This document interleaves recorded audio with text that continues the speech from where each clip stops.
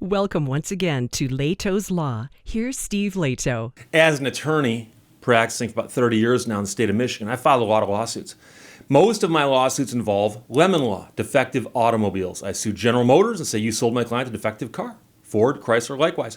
And I've been doing that for quite some time, but I've filed a few different kinds of lawsuits, but nothing that out of the ordinary. But every now and then someone will send me a note and say, Steve, just see this crazy lawsuit. And someone will send me a link to a lawsuit, and I'll look at it, and I'll go, well, I can see why people think that's crazy, but there's actually, you can usually decipher what's going on that makes sense about it. But Al sent me a note and said, Steve, see this crazy lawsuit. And it's so crazy, I assumed it was a joke. But I looked it up. It's an actual federal court lawsuit. It was filed a couple days ago in federal court. And the story from NJ.com says, fan sues Giants and Jets, demands they leave New Jersey. Now, you might say, Steve, isn't that a joke? Aren't they just poking fun at New Jersey there? No, this is an actual lawsuit that a fan has filed as a class action on behalf of all other football fans in New York against the NFL, the Giants, and the Jets, saying that what they're doing by playing football in New Jersey is not just wrong, it is what we call a compensable harm, meaning that they owe people money for doing that. So we'll get into this. And the writer here, Daryl Slater, who wrote the article for NJ.com, says they're not being sued for playing terrible football, which of course they are. But because they play in New Jersey at MetLife Stadium, they're also suing the stadium. So according to the New York Daily News, a $6 billion Manhattan federal court lawsuit filed this week demands the two teams, with a combined record of 8-24, and 1 week left yet in this season, abandon their shared Meadowlands home at MetLife Stadium and return to New York City. Plaintiff of Greenwich Village asked in the class action complaint for an order returning both franchises to New York by 2025, along with multi-billion-dollar payout nearly half a century after the Giants moved. If the Giants and Jets want to call themselves New York teams, they need to come back to New York, says the plaintiff. I've traveled to and from MetLife Stadium by mass transit and car service, and both ways are a nightmare. Well, maybe you should sue the mass transit if the mass transit is a nightmare. Oh, I'm sorry. I'll continue. Court papers also asked for the two teams be rebranded as the East Rutherford Giants or the East Rutherford Jets, as long as they continue to play in New Jersey. So this person here thinks that he can speak for a whole class of people and demand that an NFL franchise change its name. The Jets did not immediately respond to the lawsuit, while the Giants issued a statement declaring this case has no merit and will defend it vigorously. And as Daryl Slater writes, this lawsuit obviously stands no chance of succeeding, but it is amusing nonetheless, and I would agree with both of those. It is amusing, and it will not succeed. The Giants played at the Polo Grounds in Yankee Stadium through 1973 before moving to East Rutherford. The Giants Stadium in 1976, they had quick stops at the Yale Bowl and Shea Stadium in between. MetLife Stadium opened in 2010. The Jets, first as the Titans, played at the Polo Grounds and Shea Stadium before moving to Giants Stadium in 1984. I don't know much about the history of the two teams. I just know that they're NFL franchises, and NFL franchises do move from time to time. I turned on the TV not long ago and saw them playing football in Vegas, and I thought, what's this? No one tells me anything. I'm not a big fan of the NFL, primarily because I live in Detroit. And as someone who's grown up near Detroit, you can't root for the Lions. I mean, you just can't. They're not even like lovable for being lovable losers. They just are horrible. So if anybody owes anybody anything, it's the people who own the Lions owe the people of Detroit money. But that'd be another lawsuit altogether. So by the way, you might say, Steve, that's enough of your pontificating. Let's talk about the actual merits of the lawsuit itself. It's 19 pages long. It's posed as a class action. One guy says, I want to represent all. And ready for this? He wants the class to be all NFL Giants and Jets fans who reside in the state of New York. How do you identify somebody who's a fan of a football team? Are you a fan of them? Sure. Here, you get some money. So the class, by the way, and this, you might say, Steve, why are you making fun of that? One of the things that you have to be able to allege as a class rep asking for class certification from a court is that the class is identifiable. And you might say, well, New York Jets and Giants fans are identifiable in some way, aren't they? Not defined like that. All NFL Giants and Jets fans who reside in the state of New York. Is that somebody who's watched one game of theirs? Is that somebody who knows who they are? Is that somebody who glances at the headline in the sports section of the paper from time to time? Or is it somebody who gambles on them? Or is it somebody who attends the games? Who exactly is the fan who resides in the state of New York? How do you define a fan? And that's a problem. But there's other issues with the lawsuit. I will point out that in the beginning, the preambles to the lawsuit, it says if the other New York teams, referring to like the New York Yankees, if the other New York teams must play in New York, then it is only fair that they change their names or move. It is only fair. Now, I wouldn't normally poke fun at language like that because it is only fair. It's just 4 words. But anybody living in our hemisphere should know that fairness is not a law. You cannot sue somebody because it's unfair. You have to actually phrase it in the form of, here is a law that's been broken. Here is a legal concept. It is only fair that they change their names or move. And that's the kind of thing where you're drafting a lawsuit, and when you get drafting a lawsuit that you think has got a lot of oomph to it, and you think it's got merit, you want to avoid putting stuff in there that people can look at and go, it's only fair. Since when can the court step in and go, up, it's only fair that you change your name? It's only fair? How would you define that? Ask the people who own those teams.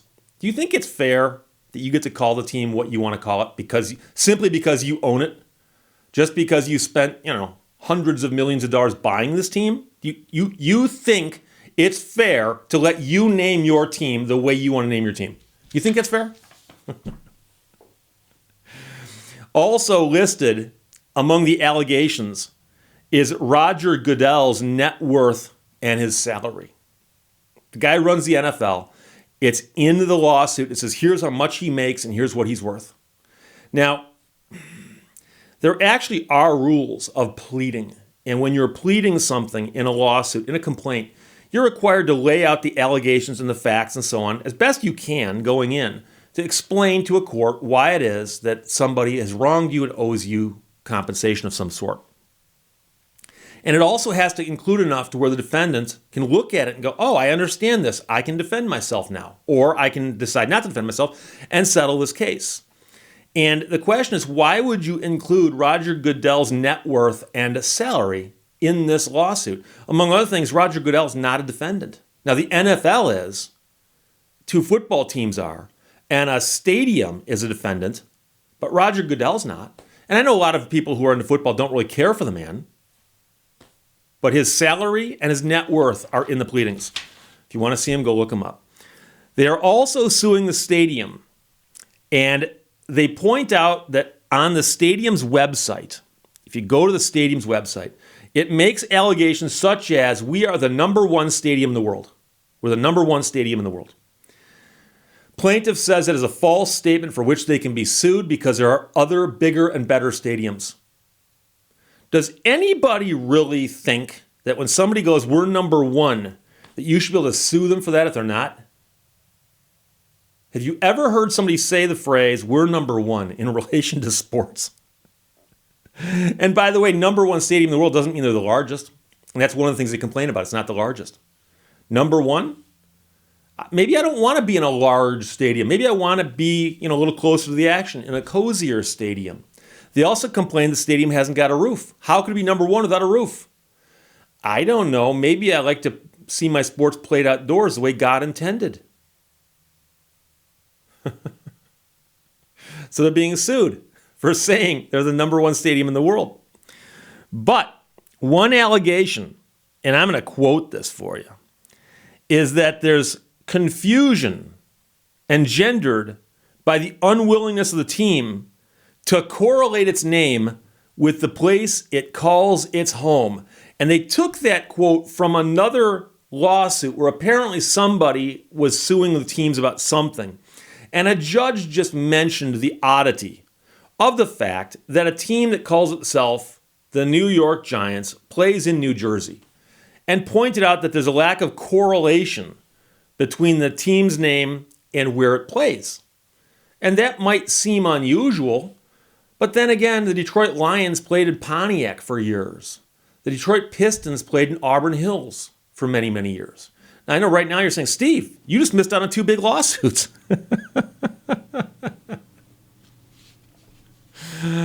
I missed out on 2 stupid lawsuits, I'll tell you that. So one of the other things that they're suing for, and I'm just taking the allegations here, number 23, many fans who attend Giants or Jets games for the first time are unaware that these teams play out of state. Many fans who attend Giants or Jets games for the first time are unaware that these teams play out of state. It doesn't say many fans who buy tickets and plan to. It says when they attend the Giants games or Jets games, they don't know they're playing out of state. If you don't know what state you are in, that is on you. I'm here to tell you that I'm in Michigan right now, and I know I'm in Michigan. And if I suddenly realized, oops, I'm in Ohio, I'd have no one to blame but myself. So if you attended your first Giants game or your first Jets game, and you were at the game and you were unaware that you were in New Jersey, there might be other things you should look at in your life. But that's a direct quote from allegation number 23. Many fans who attend Giants or Jets games for the first time are unaware that these teams play out of state. So they've been doing this for 40, 50 years, and you attend the game, and somebody goes, by the way, did you realize that you're in New Jersey right now? What? And they say that that allegation means that every single fan of these teams in the state of New York deserves compensation, even if they've never attended a game. So what are the allegations? False advertising, RICO, conspiracy, which is an overlap with the RICO, and unjust enrichment, that the teams are unjustly enriched by playing in New Jersey. And some people are going to say, but Steve, if you're poking fun at New Jersey, how are they getting unjustly enriched by being there? And one of the other underlying themes of the lawsuit is the plaintiff says that in essence, by moving the team to New Jersey, they're paying less money than if they stayed in New York. So their overhead has dropped, but they're still making premium money because they still use the name New York as part of the designation for the team. Therefore, they're paying less but getting more, and therefore they're unjustly enriched. Again, I'm not sure how far that'll fly. I'm just trying to explain it to you. But again, they're suing the National Football League, the NFL, the Giants, the Jets, and MetLife Stadium. And the problem with MetLife Stadium is that they've foolishly claimed they're the number 1 stadium in the world.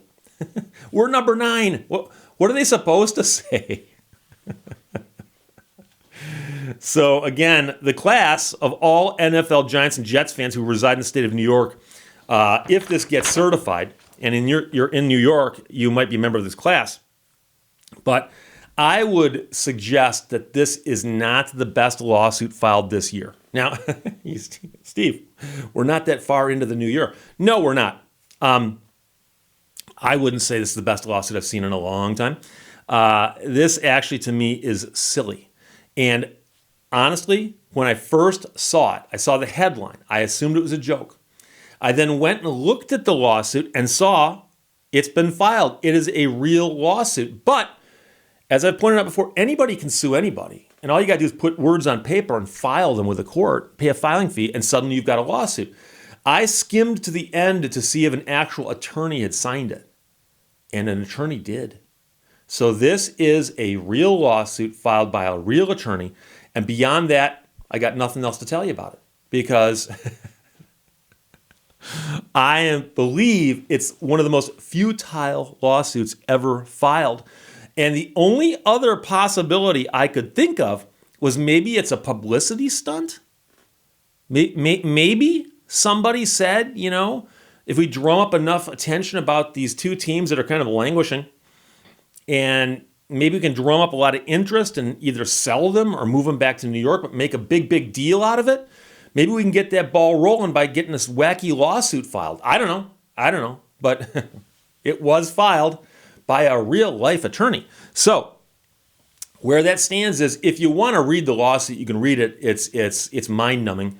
But it is as a class action, but it's one guy saying that he wants to represent all of these fans in New York who've all been ripped off by the stadium that says it's number one, the teams that say they're New York when they're in New Jersey, and the fact that it's hard to get to the games because they're farther away.